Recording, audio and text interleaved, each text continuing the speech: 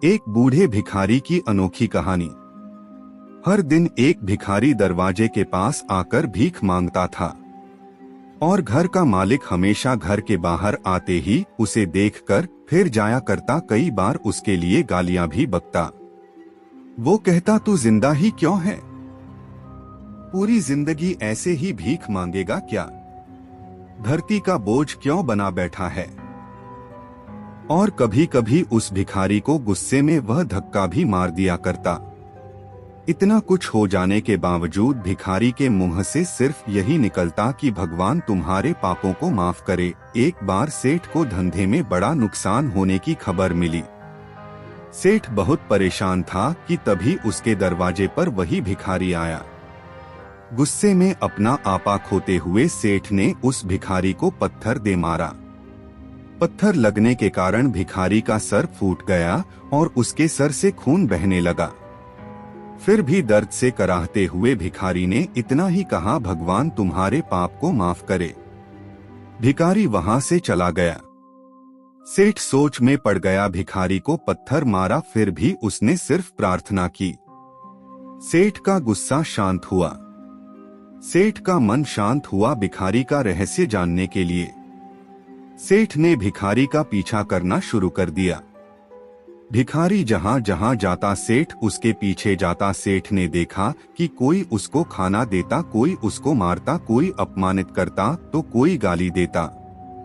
लोग भिखारी के साथ चाहे जैसा व्यवहार करते, लेकिन भिखारी सबके लिए एक ही प्रार्थना करता, भगवान तुम्हारे पाप माफ करें।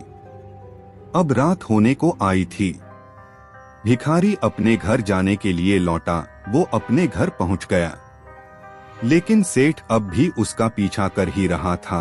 एक पुरानी टूटी हुई खटिया पर एक बूढ़ी औरत लेटी हुई थी। काफी कमजोर और बीमार लग रही थी। वह भिखारी की पत्नी थी।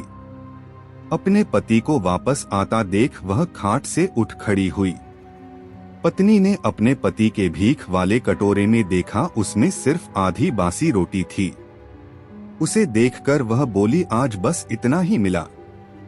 और हाँ, आपके सिर से खून निकल रहा है, ये चोट कैसे लगी? बूढ़ा भिखारी बोला, आज बस इतना ही मिला, किसी ने कुछ दिया ही नहीं। सबने गालियां दी और एक ने पत्थर भी फेंका, इसीलिए मेरा सर फट गया। एक गहरी ठंडी सांस लेकर बूढ़ा भिखारी फिर से बोला, यह मेरे ही पापों का फल है। तुम्हें याद है कुछ सालों पहले हम कितने अमीर थे? क्या कुछ नहीं था हमारे पास? हमारे पास हर चीज जरूरत से ज्यादा थी, लेकिन हमने कभी दान नहीं किया। और उससे भी बुरा हमने उस अंधे भिखारी के साथ किया जो हमारे द्वार पर भीख मांगने आया करता था। बूढ़ी पत्नी की आंखों में आंसू आ गए। वह बोली, हाँ, हम उस बेचारे अंधे के साथ बहुत बुरा करते थे। उसका अपमान करते थे। उसे खाने के लिए रोटी की जगह कागज दिया करते। उसका मजाक उड़ाया करते और कभी कभी मारा भी करते। मैंने कभी उसको रास्ता नहीं दिखाए। एक बार मैंने उसके मुंह पर मिट्टी भी फेंकी थी और वह हमेशा दुखी होकर यही कहता कि भगवान तुम्हें तुम्हारे किए की सजा देगा। भगवान तुम्हारे पापों की सजा जरूर देगा। उसका श्राप सच हुआ और हम इस दुख भरी जिंदगी में आ गए।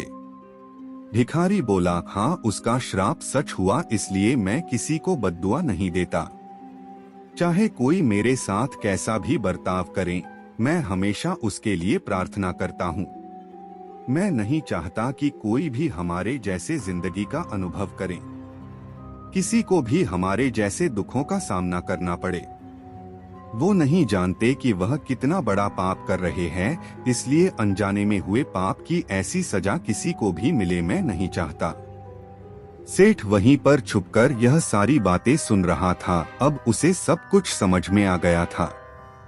भिखारी और उसकी पत्नी ने वह आधी रोटी मिल बांट कर खाएं और भगवान को धन्यवाद बोलकर सो गए। अगले दिन बड़ा भिखारी फिर से भीख मांगने गया। सेठ के घर के पास जाते हैं। सेठ ने पहले से गरम रोटियां उसके लिए निकाल कर रखी थी। उसे देते हुए सेठ विनम्रता से बोला, माफ कर दीजिए बाबा, उसे बहुत बड़ी गलती हो गई। बूढ़ा भिखारी बोला, भगवान तेरा भला करे। इतना कहकर वह आगे निकल गया। इस कहानी से जो सीख लेने लायक है वह बड़ी ही सिंपल है कि आदमी चाहे किसी के बारे में बुरा कहे या भला करे, लेकिन भगवान सिर्फ कर्म के हिसाब से उसको फल देता है। क्या हुआ अगर भगवान नहीं दिखता है, लेकिन यह बात बिल्कुल सच है, उसके खाते में सबका हिसाब बहुत पक्का होता है। इसलिए जब किसी के लिए कुछ भी करो तो अच्छा ही करो।